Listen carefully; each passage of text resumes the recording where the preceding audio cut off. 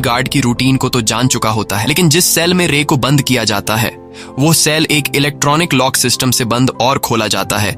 इसलिए अब किसी भी कीमत पर रे को यहां से निकलने के लिए उस इलेक्ट्रॉनिक लॉक का कोड जानना था। और एक दिन जब गार्ड रे को सेल में खाना देने के लिए आते हैं, तब रे की नजर खाने के साथ आए दूध के डिब्बे पर पड़ती है, जिसे देखकर रे के दिमाग में एक आइडिया आता है और रे ने जल्दी से उस डिब्बे के ऊपर से एक प्लास्टिक शीट निकाल ली। अब बाहर जाते वक्त रे ने चुपके से उस प्लास्टिक शीट को इलेक्ट्रॉनिक लॉक पर चिपका दिया। बाहर आकर रे ने अपने साथियों को एक सीक्रेट भाषा में लेटर लिखा, जिसमें रे का इस जेल से निकलने का डेट और टाइम लिखा हुआ था। और उस लेटर को पढ़कर बाहर रे के साथी समझ गए कि हमें क्या करना है। अब जब रे वापस अपने सेल में आया और उसने इलेक्ट्रॉनिक लॉक से वो प्लास्टिक शीट निकाली, तो उस शीट पर गार्ड्स के टाइप किए हुए कोड रे को पता चल गए। अब बारी थी यहां से निकलने की, जिसके बाद रे कुछ टिश्यू पेपर के छोटे छोटे गोले बनाने लगता है। और जैसे ही एक गार्ड उसे खाना देने आता है, तो रे दरवाजे के बीच उस छोटे से खाना देने वाले रास्ते में टिश्यू पेपर के टुकड़े भर देता है, ताकि यह रास्ता लॉक ना हो सके। अब रे के जेल से भागने की पूरी तैयारी हो चुकी थी, लेकिन फिर भी वो सेल में बैठकर इंतजार करता है। और जैसे ही गार्ड सिगरेट पीने के लिए बाहर जाते हैं, तब रे अपने काम पर लग जाता है और बड़ी आसानी से उस इलेक्ट्रॉनिक लॉक में कोड टाइप करके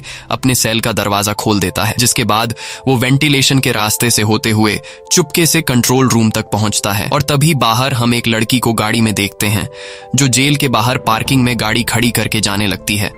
पर जैसे ही वो गाड़ी से कुछ दूरी पर चली जाती है, तभी उस गाड़ी में ब्लास्ट होता है, जिसकी आवाज सुनकर सभी गार्ड्स का ध्यान उस तरफ चला जाता है। और अब रे को यहां से भागने का पूरा मौका मिल जाता है, जिसके बाद वो जल्दी से कंट्रोल रूम में अपने सेल के कैमरे को रिवर्स फुटेज पर लगा देता है, जिससे गार्ड को पता ही नहीं चलता कि रे जेल से भाग चुका है, बल्कि स्क्रीन में रिवर्स फुटेज को देखते हुए गार्ड्स को लगता है कि रे अभी भी सेल में मौजूद है। कुछ देर बाद बाहर आग को बुझाने के लिए एक फायर फाइटर की टीम आती है, और यहाँ हम देखते हैं कि रे ने भी एक फायर फाइटर के कपड़े पहनकर जेल से बाहर आ गया है।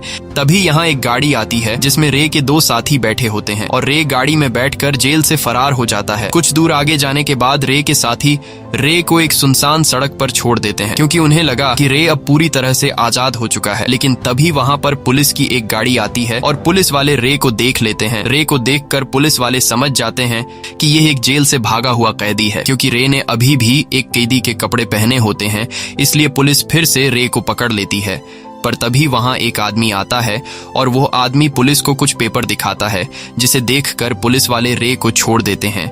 यहाँ हमें पता चलता है कि इस आदमी का नाम क्लार्क है, और क्लार्क रे का दोस्त है। इसके बाद क्लार्क रे को सीधा उसी जेल के वार्डन के पास लेकर जाता है, जहाँ से अभी कुछ देर पहले रे फरार हुआ था। वार्डन रे को देखकर चौंक जाता है और उससे पूछता है कि तुम यहाँ पर क्या कर रहे हो? तुम एक मुजरिम हो, तुम्हें तो जेल में होना चाहिए था। तब क्लार्क जेल के वार्डन से कहता है कि मैं और रे हम दोनों एक सिक्योरिटी कंपनी के लिए काम करते हैं। रे कोई मुजरिम नहीं है, बल्कि इसका काम ही यही है कि यह एक मुजरिम बनकर जेल में जाता है, ये पता लगाने के लिए कि इस जेल की सिक्योरिटी अच्छी है या फिर नहीं। और आज तुम्हारे जेल से फरार होकर रे ने साबित कर दिया कि तुम्हारे जेल से भी कैदी भाग सकते हैं, लेकिन तुम्हें घबराने की जरूरत नहीं, क्योंकि रे इससे पहले भी 14 जेलों से भाग चुका है। ये सब सुनकर वार्डन रे से कुछ नहीं कहता, और ये दोनों वहां से निकल जाते हैं। और यहाँ हमें रे के काम के बारे में पता चल जाता है, और रे को इस मुश्किल काम को अंजाम देने के काफी मोटी रकम दी जाती है। अगले दिन रे जब अपने साथियों के साथ ऑफिस में होता है, तभी वहां पर एक CIA एजेंट आती है, जिसका नाम जेसिका है। जेसिका रे से कहती है कि मेरे पास तुम्हारे लिए एक नया काम है, और तुम्हें इस काम के डबल पैसे दिए जाएंगे। वह रे को बताती है कि तुम्हें एक जेल में जाना होगा,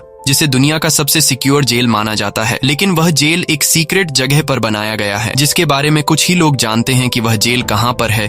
इसलिए मैं चाहती हूं कि तुम उस जेल में जाओ और साबित कर दो कि उस जेल से भागा जा सकता है, क्योंकि यह काम तुम्हारे अलावा और कोई भी नहीं कर सकता। लेकिन तुम्हें डबल पैसे देने के लिए शर्त यह है कि जब तुम उस जेल में जाओगे तो तुम्हारी टीम तुम्हारी मदद नहीं कर सकती, और किसी को भी पता नहीं होगा कि तुम कहां पर हो। ये सुनकर रे की टीम जेसिका का यह ऑफर रिजेक्ट कर देती है। तब वह लड़की रे को बहकाते हुए कहती है कि मैंने तुम्हारे बारे में बहुत कुछ सुना है, इसलिए अगर तुमने मेरा यह ऑफर रिजेक्ट कर दिया तो मैं समझ जाऊंगी कि तुमने जो 14 जेलों से भागने की किताब बनाई है वो सब झूठ है। यह सुनकर रे छिड़ जाता है और उस लड़की का ऑफर एक्सेप्ट कर लेता है। ऑफर एक्सेप्ट करने के बाद वो लड़की रे को पूरी प्लानिंग समझाने लगती है और कहती है कि उस जेल में तुम्हारा नाम एंथोनी होगा और तुम एक स्मगलर के केस में जेल जाओगे। तब रे कहता है कि अगर मैं उस जेल से भागने में नाकाम हुआ तब मैं उस जेल से खुद को कैसे छुड़ाऊंगा। ये सुनकर वह लड़की कहती है कि उस जेल के वार्डन का नाम रॉजर है और तुम उसे एक कोड कहना, और तुम्हारा कोड है 310275। ये कोड सुनकर उस जेल के वार्डन को पता चल जाएगा कि तुम यहाँ इस जेल में सरकार की तरफ से आए हो, इसलिए वार्डन तुम्हें जेल से छोड़ देगा। लेकिन अब उस जेल में जाने से पहले रे की टीम छुपके से रे की बॉडी में एक ट्रैकर लगा लेती है ताकि इन्हें इसकी लोकेशन का पता चल सके। और जैसे ही रे मार्केट के बीच पहुंचता है तभी वहां पर एक ब्लैक कलर की गाड़ी आती है और उस गाड़ी में से मास्क पहने हुए कुछ लोग बाहर आकर रे को पकड़कर गाड़ी में डाल देते हैं। और वो लोग सबसे पहले रे के बॉडी के जिस हिस्से में ट्रैकर डाला गया था उसे निकाल देते हैं, जैसे उन्हें पहले से पता चल गया हो कि रे की बॉडी में ट्रैकर लगा है। और अब रे की टीम ये पता नहीं लगा सकती कि रे कहां पर है, क्योंकि उनको रे का सिग्नल नहीं मिल रहा होता। इसके बाद गाड़ी में वो लोग रे को बेहोश कर देते हैं और जब रे को होश आता है तो वो खुद को एक ऐसी जेल में पाता है जहां पर कोई भी दीवार नहीं होती और ये एक अलग तरह का जेल होता है। यहाँ सभी कैदियों को शीशे के सेल में बंद कर दिया गया होता है और हर एक कैदी पर ड्रोन की मदद से नजर रखी जाती है। यहाँ पर जो गार्ड्स होते हैं वो सभी अपने चेहरों पर ब्लैक कलर के मास्क पहने होते हैं, यानी कि ये कभी पता नहीं लगाया जा सकता कि कौन सा गार्ड किस वक्त कौन सी ड्यूटी पर आता है। ये सब देखकर रे घबरा जाता है और समझ जाता है कि यहाँ से निकलना आसान नहीं, इसलिए रे हार मानते हुए जेल के वार्डन के पास जाता है और रे जेल के वार्डन को वार्डन मार्श के नाम से पुकारता है। तब जेल का वार्डन कहता है कि मेरा नाम मार्श नहीं बल्कि मेरा नाम हॉब्स है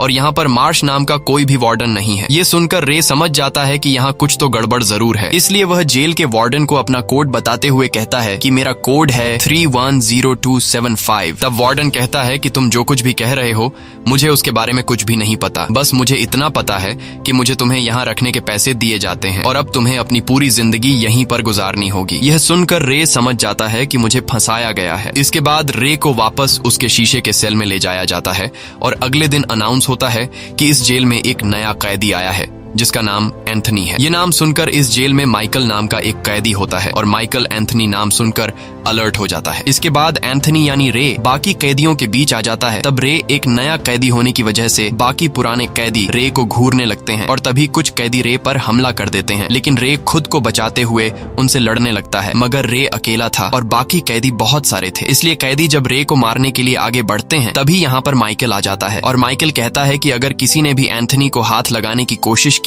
तो मैं उसकी जान ले लूंगा। ये सुनकर सभी कैदी पीछे हट जाते हैं क्योंकि माइकल यहाँ का सबसे पुराना कैदी है और सभी कैदी माइकल से डरते हैं। इसके बाद माइकल रे के पास आता है और रे से हाथ मिलाता है। तब रे उसकी मदद करने के लिए माइकल का शुक्रिया अदा करता है। अब यहाँ रे समझ जाता है कि अगर मुझे इस जेल से निकलना है तो मुझे यहाँ अपना एक दोस्त बनाना होगा, इसलिए रे माइकल का दोस्त बन जाता है। इसके बाद रे जेल के हर एक कोने को काफी बारीकी से देखने लगता है और यहाँ से भागने का रास्ता ढूंढने की कोशिश में होता है।